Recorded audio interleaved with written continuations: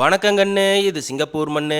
எப்ப தோசை சுட்டாலும் என்ற மருமகளுக்கு இந்த தேங்காய் சட்னி, வெங்காய சட்னி, கார சட்னி இல்லாட்டி சாம்பார், அதுலயும் புளிய ஊத்தி 2 நாள் கழிச்சு எனக்கே ஊத்துறான்னு.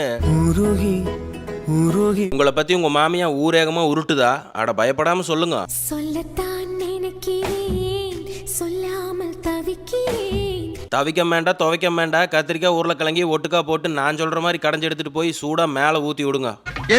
அட உங்க மாமியா வட்டல் இருக்கிற தோசை மேல சூடா ஊத்த சொன்னேன். எங்காச்சும் மாமியா மேல ஊத்தி விட்டு என்ன சிக்க வச்சிடாதீங்க. மாமியாரு நம்மளுக்கு ஒரு அம்மா மாதிரி தான் கண்ணு. இவனுக்கு ஒரு சீட் எடுத்து பாருங்க ஐயா, வெறும் பொய்யா சொல்லிக்கிட்டு தெரியலாம். உண்மை சொல்றவனுக்கு இல்ல காலம். எண்ணெய் காஞ்சது, கடுகு, சீரகம், வர கொத்துமல்லி, கருவேப்பிலை, பச்சை மிளகாய், வெங்காயம், தக்காளி கூட கத்திரிக்காய் உருளைக்கிழங்கையும் போட்டு உப்பு மஞ்சள் தூளையும் சேர்த்து கடைஞ்செடுத்து கொடுத்தா 10 தோசை திம்பாங்க 4. இதை தோசைக்கு தொட்டு திங்காம தோசை மேல ஏகமா ஊத்திட்டு மறுக்க அது மேல இன்னொரு தோசையை போட்டு அது மேலையும் ஊத்தி விட்டு எடுத்து வாயில போட்டு வயிற்றுல இறக்குனா